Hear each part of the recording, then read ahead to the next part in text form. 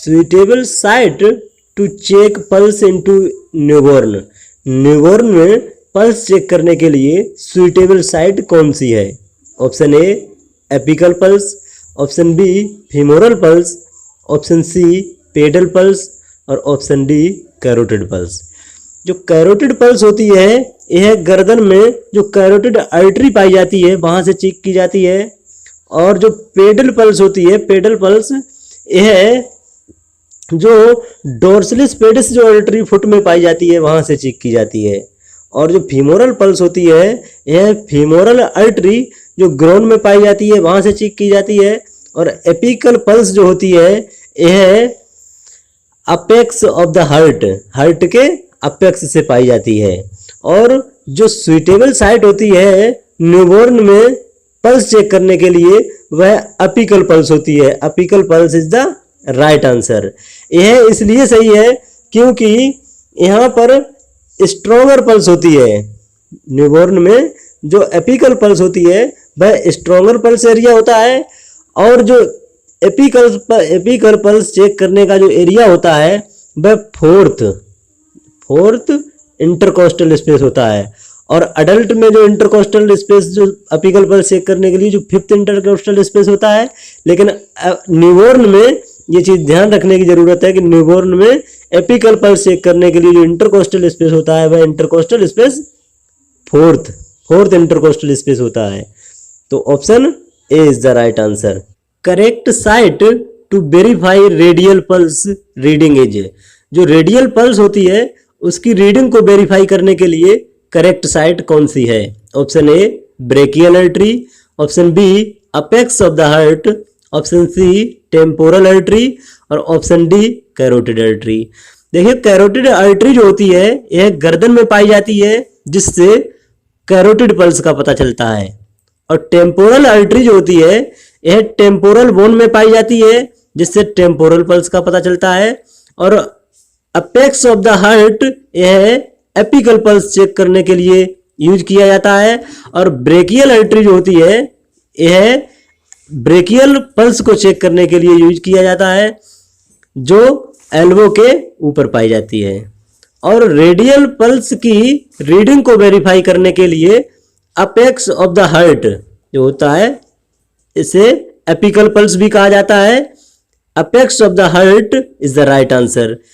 क्योंकि radial pulse को check करने के बाद एपिकल पल्स इसलिए चेक की जाती है जिससे पल्स डिफिसिट का पता चलता है। Option B is the right answer. Next है the most distal blood vessel that can be palpated is.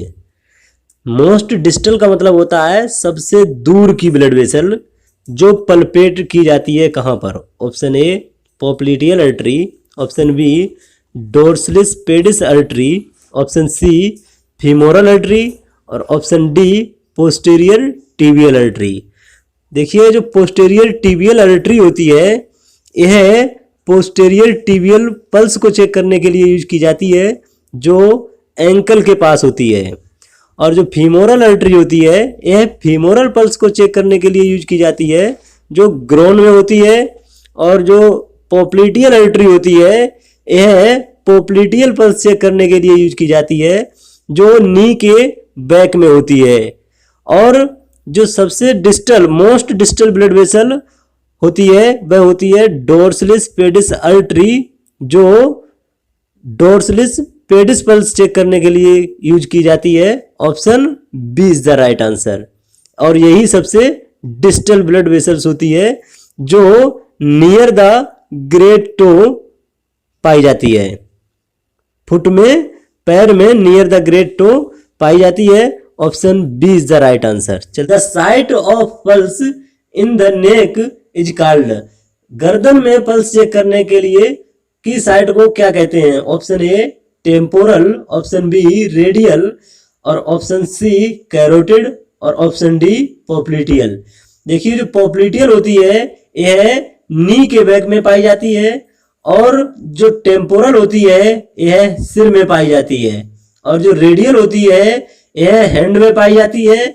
और जो कैरोटिड होती है यह गर्दन में पाई जाती है। तो option C is the right answer. चलते हैं नेक्स्ट क्वेश्चन की तरफ। नेक्स्ट है site of pulse use for routine assessment of vital sign in adult. Adult में वाइटल साइन के रूटीन असेसमेंट के लिए पल्स की साइट यूज की जाती है। Option A brachial pulse, option B radial pulse, option C carotid pulse और option D apical pulse.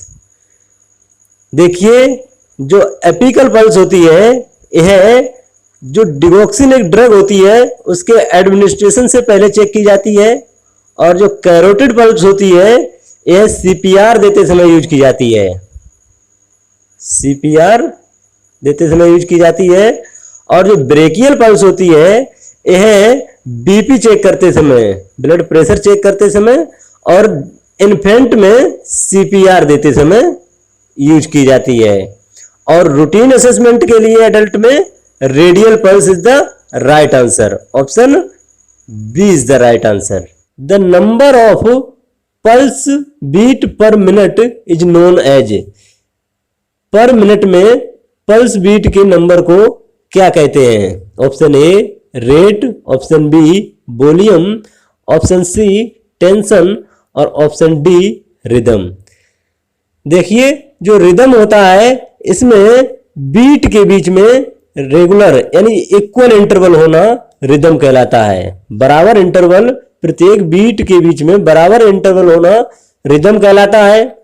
Tension जो होता है यह डायस्टोलिक ब्लड से संबंधित है।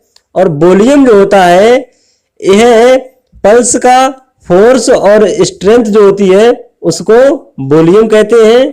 और जो पर मिनट में पल्स बीट होती है उसको रेट कहते हैं। Option A is the right answer.